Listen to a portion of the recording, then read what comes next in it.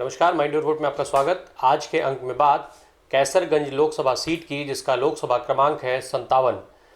कैसरगंज की लोकसभा सीट बहराइच जिले की दूसरी सीट है। कैसरगंज बहराइच जिले की ही एक तहसील है, कस्बा है। इस लोकसभा सीट में विधानसभा की 5 सीटें आती हैं, जिसमें 2 सीटें बहराइच जिले की हैं तो 3 सीटें गोंडा की हैं, पयागपुर, कैसरगंज। और गोंडा की जो 3 सीटें हैं वो कटरा बाजार, करनेलगंज और तरबगंज की हैं।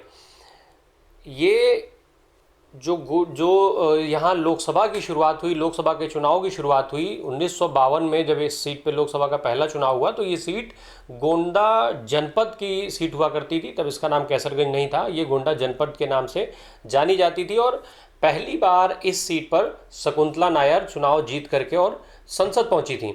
1957 के लोकसभा चुनाव में कांग्रेस पार्टी ने यहाँ पर अपना परचम लहराया, जब भगवान दीन मिश्रा यहाँ से चुनाव जीते और चुनाव जीत करके संसद पहुंचे। 62 के चुनाव में स्वतंत्र पार्टी यहाँ से जीती और बसंत कुमारी यहाँ से सांसद चुनी गई। तो वहीं 1967 और 1971 का चुनाव, ये दोनों चुनाव शकुंतला नायर जीती थी। इन दोनों चुनाव में जनसंघ के उम्मीदवार के तौर पर ये चुनावी मैदान में उतरी थी। 1977 में इस सीट पर भारतीय लोकदल को कामयाबी मिली। रुद्रसेन चौधरी यहाँ से चुनाव लड़े, चुनाव जीते और संसद पहुँचे।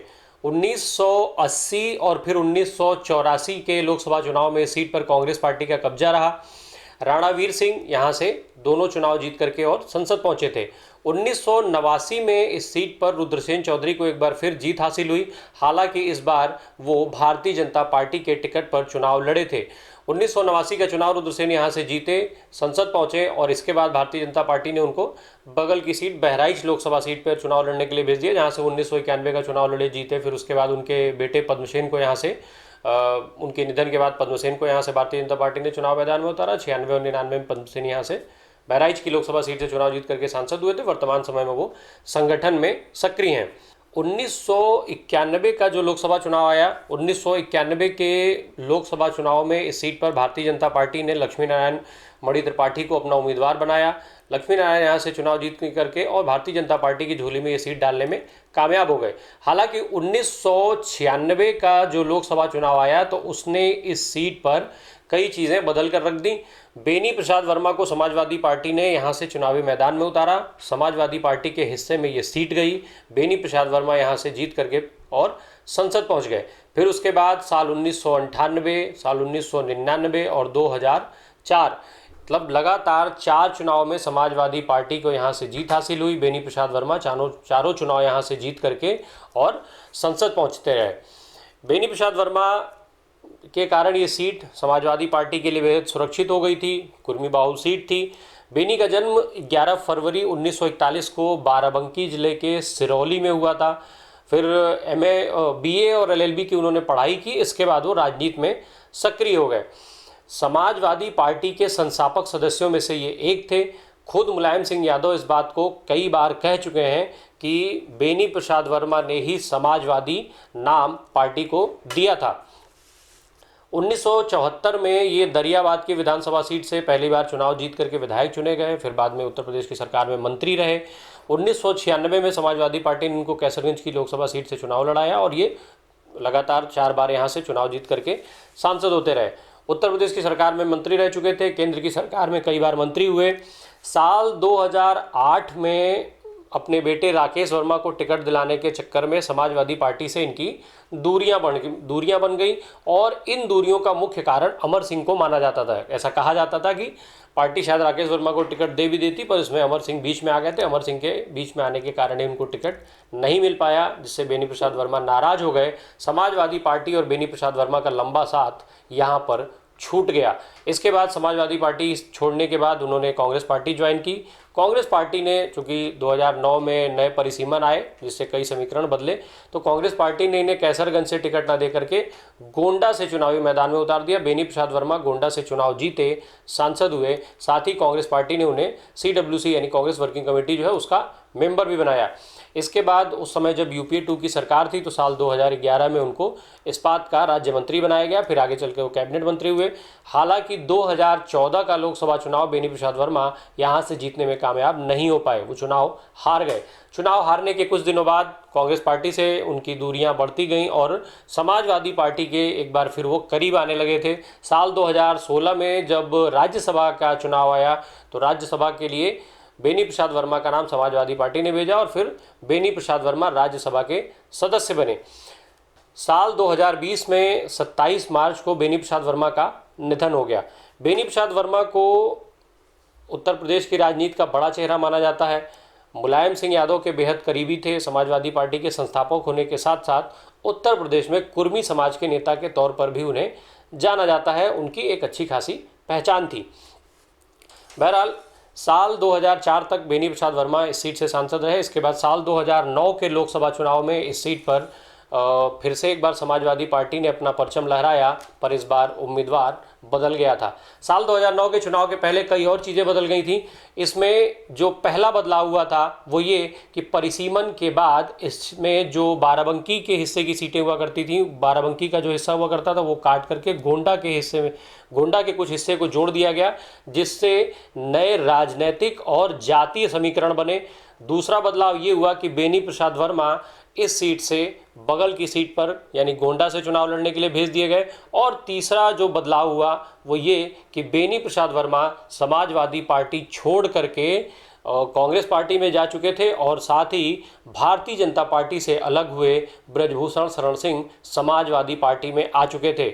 समाजवादी पार्टी ने 2009 के लोकसभा चुनाव में ब्रजभूषण शरण सिंह को यहां से चुनावी मैदान में उतारा। ब्रजभूषण यहां से समाजवादी पार्टी के टिकट पर चुनाव लड़े, चुनाव जीते और सांसद हुए। हालांकि इसके बाद 2014 का लोकसभा चुनाव आने के पहले ब्रजभूषण फिर से भारतीय जनता पार्टी में चले गए थे। 2014 का चुनाव वो भाजपा से लड़े, जीते और 2019 में भी वो चुनाव उसी सीट से लड़ करके जीतने में कामयाब हुए। वर्तमान समय में ब्रजभूषण यहाँ से सांसद हैं। ब्रजभूषण शरण सिंह अवध क्षेत्र से लेकर के और पूर्वी उत्तर प्रदेश में और साथ ही साथ और भी कई जगहों पर उनका एक अच्छा खासा प्रभाव है। ठाकुर जो समाज है, जो राजपूत समाज है, उसके बीच में भी उनकी एक अच्छी पकड़ मानी जाती है। 8 जनवरी 1957 को ब्रजभूषण शरण सिंह का जन्म हुआ। छात्र जीवन से ही राजनीति के साथ साथ वो कुश्ती पहलवानी में भी सक्रिय रहे। जितनी सक्रियता उनकी कुश्ती में थी उतनी ही सक्रियता उनकी राजनीति में भी थी। साल 1989 में वो पहली बार साकेत महाविद्यालय के अध्यक्ष हुए। यहाँ से उनकी राजनीति को नई दिशा मिली और वो नई ऊंचाइयाँ छूने लगे। साल 1988 में जिस समय वो अध्यक्ष चुने, साल 1989 में जब वो वहाँ से महाविद्यालय के अध्यक्ष चुने गए, उसके बाद वो फिर गन्ना समिति के भी अध्यक्ष चुने गए। उस समय गन्ना समितियों का एक वो चुनाव एक बहुत अहम चुनाव हुआ करते थे जिले के और बहुत दबदबा माना जाता था। दबदबे वाले लोग उस चुनाव को लड़ते और जीता करते थे। साल 1988 में ब्रजभूषण शरण सिंह ब्लॉक प्रमुख बने। फिर उसके बाद 1991 में भारतीय जनता पार्टी ने इन्हें एमएलसी का चुनाव लड़ाया। हालांकि वो चुनाव ब्रजभूषण हार गए। इस हार से ब्रजभूषण पर कितना अंतर पड़ा ये तो कोई नहीं जानता, पर यहाँ से उनके लिए नए द्वार खुलने लगे। यही वो साल था जिस समय देश में राम जन्मभूमि आंदोलन ने जोर पकड़ा। 1991 में राम मंदिर को लेकर के जो आंदोलन चल रहा था, लाल कृष्ण आडवाणी उसके मुखिया हुआ करते थे। उस आंदोलन में ब्रजभूषण की खूब सक्रियता हुई। ब्रजभूषण उसमें दल बल के साथ सक्रिय हुए। इसको लेकर के वो लाल कृष्ण आडवाणी के संपर्क में आ गए। आडवाणी के संपर्क में आने के बाद और तमाम कई जो बड़े नेता थे, स्थानीय नेता थे, उनके भी ये संपर्क में आए। इनके संपर्क में आने से क्षेत्र में भी इनका दबदबा बढ़ा और साथ ही इनके लिए नए रास्ते खुले। ये जो 1991 का साल था वो चुनावी साल भी था। लोकसभा के चुनाव हुए और ब्रजभूषण को इसका पूरा फायदा मिला। भारतीय जनता पार्टी ने इन्हें गोंडा की लोकसभा सीट से चुनावी मैदान में उतार दिया। ब्रजभूषण चुनाव जीतने में कामयाब हुए, एमएलसी नहीं बन पाए, पर ये सांसद बने।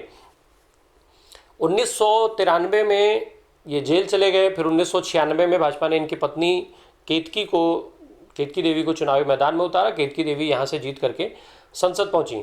1999 में ब्रजभूषण की फिर से वापसी हुई। ब्रजभूषण यहाँ से गोंडा की लोकसभा सीट से सांसद बने। इसके बाद तमाम और चीज़ें हुई। फिर साल 2008 में जो अमेरिका भारत का न्यूक्लियर डील हुआ, इसको लेकर के भारतीय जनता पार्टी के साथ इनका मनमुटाव हुआ, भारतीय जनता पार्टी को छोड़ करके और ये समाजवादी पार्टी में शामिल हो गए। समाजवादी पार्टी ने इनको परिसीमन के बाद चूंकि जो नए जाति समीकरण बने थे उन समीकरणों को लेकर के गोंडा की जगह इन्हें कैसरगंज से चुनाव लड़ाया।